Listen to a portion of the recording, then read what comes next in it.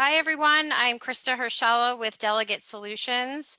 So excited to be here on our expert chat with our friend Angela Pointon from 11 out of 11. And just so everyone knows our topic today, we're chatting with Angela today on the topic of remote selling during this unprecedented time that we are in, which we know remote selling can be very challenging and tricky. So Angela is going to share some of her best tips and advice around this topic. And just to introduce Angela, she specializes in working with entrepreneurs and business owners and CEOs of growing companies in B2B sectors that need an agency to handle their content marketing. And Angela's team of writers and email marketing experts, landing page builders, and digital designers really do become your outsourced team for content marketing. Angela handles blogging, email automation, lead magnet creation, white paper and ebook creation, lots of other things, basically everything that you need to do content marketing right. So welcome, Angela. It's always great to talk with you. You too, Krista. Happy to be here. Great. Well, let's jump in. I know this has been a struggle for lots of businesses and business development and salespeople and relationship builders out there. So, tell us, should our sales process change when selling virtually right now? Yeah. So I am a salesperson, but I'm not a salesperson. So I never did sales as a career before starting my own company. But as most people know, you kind of got to do it when you have your own business. So um, our sales process at 11 out of 11 was virtual from day one. And so with this change has come some benefits to us in that we didn't have to change some things that we always did certain ways. Of course, we did have some other business changes, but for those that have a sales process that worked a couple of months ago, when we could meet people face to face, that doesn't work now, absolutely, it's worth sitting down and looking at that sales process and just stepping it out on a piece of paper or within your CRM, whatever tool you want to use, and see the elements that might have to be added or removed or tweaked so that you can do those things remotely and still make them successful for you. Yep, that absolutely makes sense to go through that exercise because I think for a lot of companies it is a big shift, right?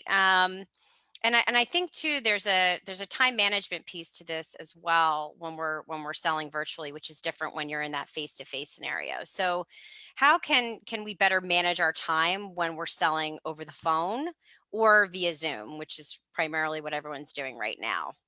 Yeah. I've actually found a lot of time saving benefits with doing sales calls over Zoom, which is the tool that we use.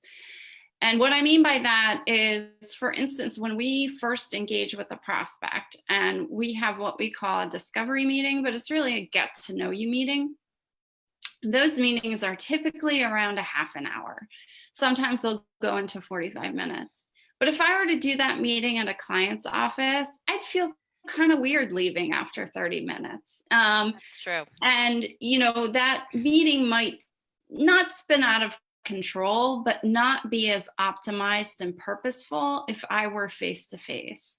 When I am on a Zoom, we use HubSpot as our CRM, so I have HubSpot open, and I have the questions that I want to ask in that discovery to decide if we want to move forward and if the client is a good match to us. That's the goal by the end of that discovery.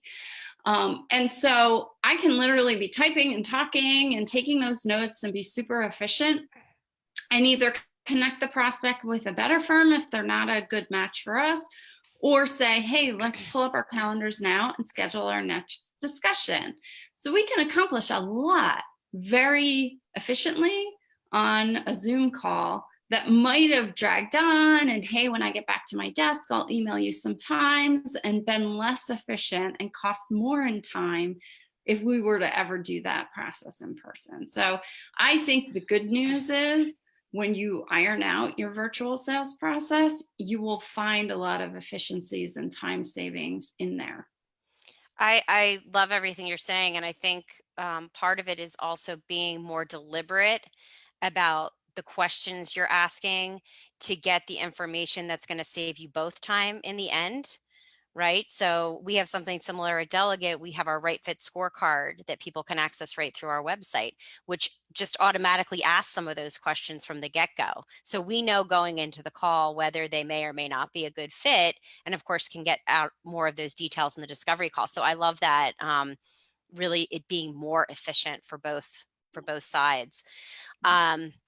So if I am someone, and we know there's a lot of people out there who really think that in-person sales process is better for a variety of reasons, or maybe it's something they're more comfortable with, how can I be convinced that I'm going to be able to do this, to effectively sell virtually? Because it can be daunting for people, right?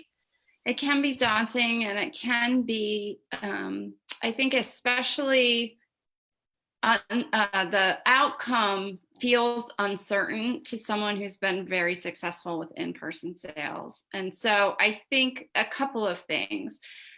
One, we're all going through this together. So there is a nice opening to any sales dialogue about talking about the person, their business, how things are going, who's at home with you, who's stealing bandwidth from you, all of those conversations to help break the ice and get to know people a little bit better. We can all have with anyone literally globally right now. And so that's a benefit. I think for the folks who are really used to in-person selling, I think that the primary reason for that is probably around building relationships and getting to know people better and getting that vibe that you get from walking into somebody's office and watching their demeanor in a meeting and those sorts of things. And so it is true that that is challenging virtually, but I think if we think about emotional intelligence and we think about what are the things that I need to know in order to feel like I really can create a relationship with somebody, add those into the questions and the conversations that you have in whatever stage in the sales process that it makes sense. So like for us, we ask a couple of questions around culture. Tell us about your culture. What are you super passionate about? What do you think you guys do really well? Which companies do you admire and why? And so we've added some of that emotional intelligence, and we'll come prepared to share our stories and our things too, to build those relationships even over Zoom.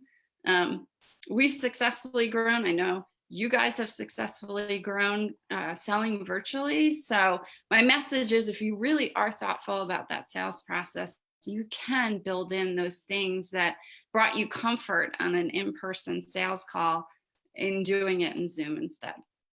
Yeah, all really great points. And I think will help take some of the fear out of it for people.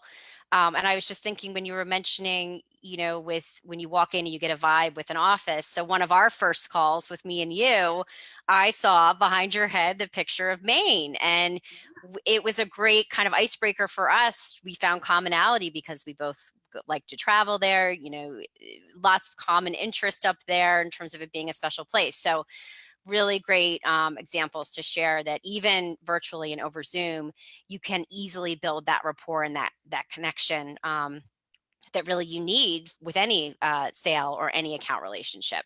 Yeah. And we only have a couple more minutes left in our chat. Time is flying, Angela.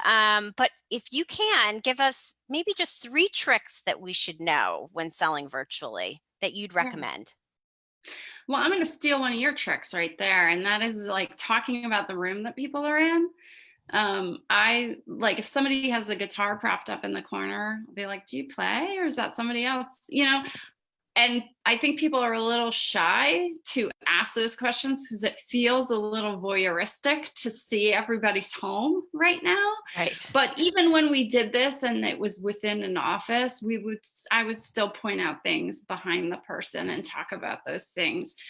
Sometimes it's not there for a reason, and it kind of creates a funny conversation like, oh, I haven't touched that guitar in 20 years. We can still talk about that, right? And so definitely don't just observe the room like, Krista, why is that closet so stinking skinny? Like, let's have a dialogue about what's inside that closet if you're willing to share. So you don't want to know. Now. We can do that later. But my message is encouraging that, right? Because it does break down some barriers in the conversation. I think too, making sure that you can follow up with people, and this is kind of sales 101, but it's important digitally. We're all like on Zoom after Zoom after Zoom. We've got Zoom fatigue setting in every single day, never mind on a Friday. If you can pop off your sales call and do your follow-up email to that prospect very quickly and efficiently, it'll allow you to move to the next thing in your day, and not let those tasks build up over time. Now, sometimes you have to prepare a proposal or something like that. But I would look to the kind of tools that allow you to work efficiently and keep track of all that moving forward. And maybe you have some of those tools already. Maybe that's kind of something on your to-do list, but it's definitely going to help you move forward in this virtual world a lot faster, and more efficiently in keeping track. And the third thing, I'll just go back to the emotional intelligence. I wouldn't discount the amount of impact it can have in those follow-up emails to reconnect to some of the silly things that you talked about with the prospect in the Zoom call, right? Yeah. Like we both miss being able to go to Maine, right? And summer's coming up, and who knows if we'll be able to get there right now. And it's something you and I have connected on before. And so if you were a prospect of ours, I probably would mention something about that, like fingers crossed. I hope we both can get up to Maine this summer, because I know it's important with it to us. And then insert an emoji in there, right? So even though we're not face to face, we didn't shake hands, you didn't see my office and vice versa. There can be that emotional connection through the digital communications that we're having to have through the sales process now. Yeah, I agree. And I feel like in email, in Zoom, like you can feel warmth and you can feel connection and you can feel the opposite. So what do you want to say to that person that you just had, spent a half hour on a call or a Zoom with, and what do you want to project and how do you want that to feel? And I think you can do that very clearly in your communications. So that's a great point. Thank you so much. This has been such a great chat, and I hope you'll chat with us again, and have a great rest of your week. And for those of you listening, again, this is Angela Pointon. She is with 11 out of 11, the president of the organization. For any of your content marketing needs, definitely give her a call. And signing off. Thanks for joining us. Thanks, Krista. See ya.